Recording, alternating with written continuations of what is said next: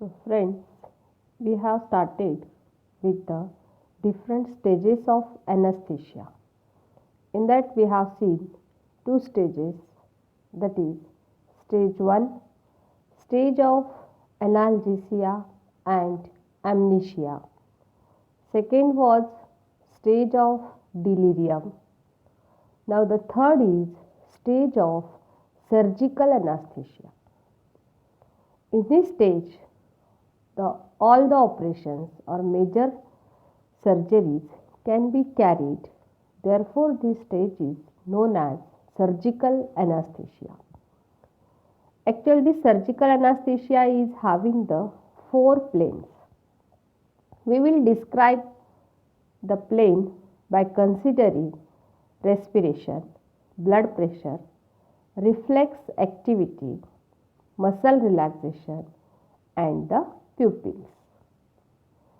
So, this stage of surgical anesthesia starts when patient is having the regular respiration after the stage of delirium. Means हम लोगों ने देखा था कि delirium stage में excitement है.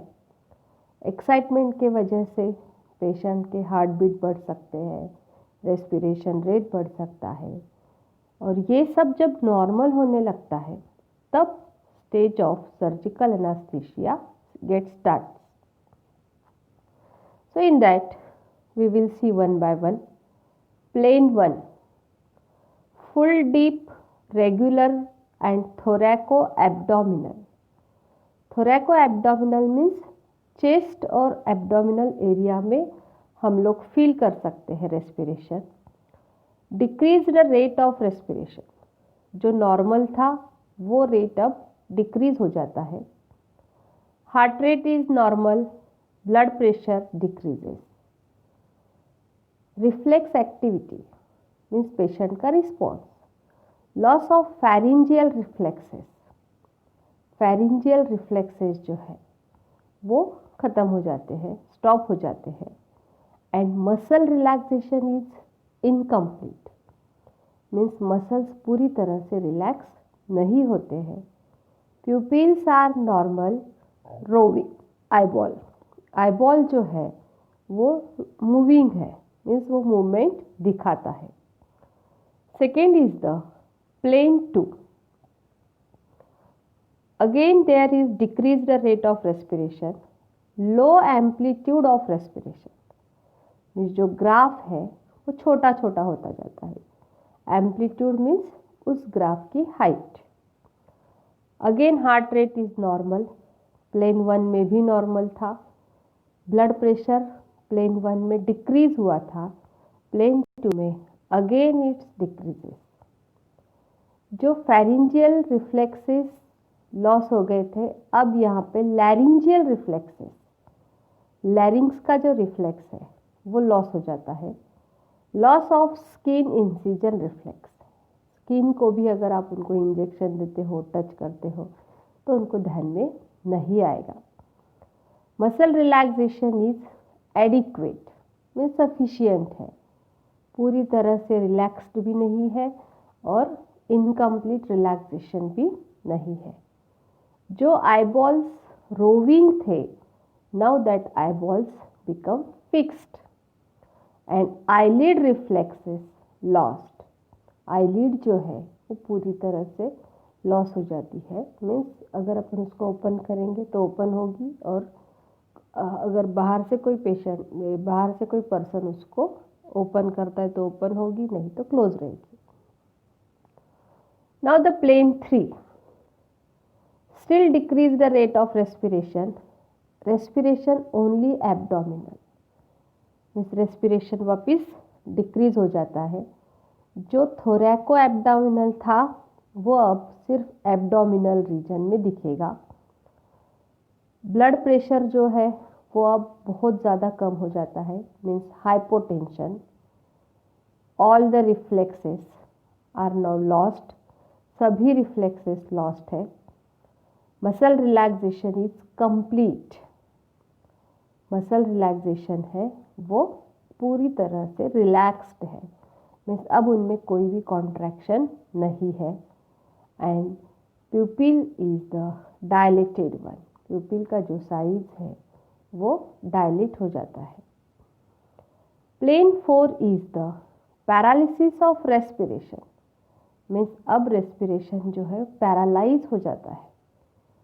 Severe hypotension, again blood pressure is now decreased, all reflexes are lost, muscle relaxation जो है वो कंप्लीट है and pupils are more and more dilated. So in this case means in this planes we can carry the surgical procedures and therefore special anesthesiologist is required for the anesthesia। इस surgery के time जो एनास्थेसियोलॉजिस्ट रहेगा that doctor is having only one work, that is to observe the patient, means patient का BP check करते रहना है, pupils, उसके बाद मसल का रिलैक्सेशन, हार्ट रेट, और उसी से आइडेंटिफाई करना है कि पेशेंट यही प्लेन में है या नहीं। Because if the dose is increased, गलती से भी डोज अगर बढ़ जाता है तो there may be the chances of 4th stage, that is stage of respiratory paralysis. Due to excessive administration of anaesthetic agent, patient passes into the 4th stage of anesthesia and this stage shows severe depression of vital medullary centers।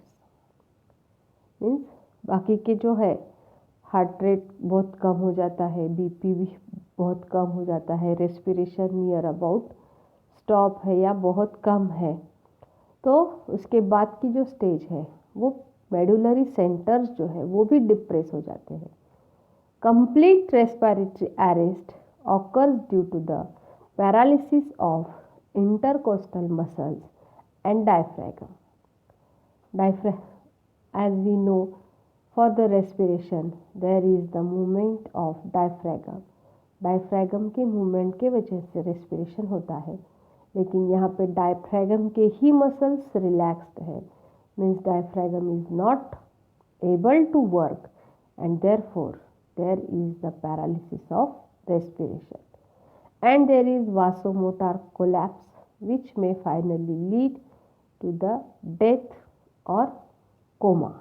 तो patient जो है उसकी death हो सकती है या फिर patient coma में जा सकता है and therefore always anesthetic should be given in such a way that patient is in only the 3rd stage, that is surgical anaesthesia. 4th stages में पेशेंट नहीं जाना चाहिए because it is the stage of medullary paralysis. So this is about the stages of general anaesthetics. Now the next is classification. In case of classification mainly two classes are there, volatile general anesthetics and non-volatile general anesthetics। volatile means जिसमें smell है, जिनको हम nasal route से देंगे, और non volatile जो है वो इंजेक्शन रूट से दिया जा सकता है। volatile is having again two types, liquids and gases। liquids के एग्जाम्पल है diethyl ether, chloroform, halothane, methoxyflurane, ethyl chloride, trichloroethylene। So you should have to at least remember 3 to 4 examples of each class।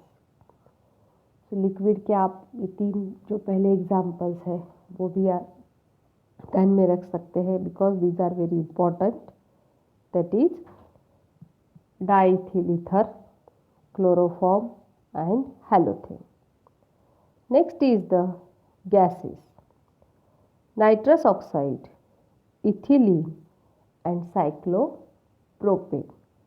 So these are the gases। Next class is non-volatile general anesthetics। In that short acting barbiturate, thiopental sodium and मिथोहेक्सिडाल।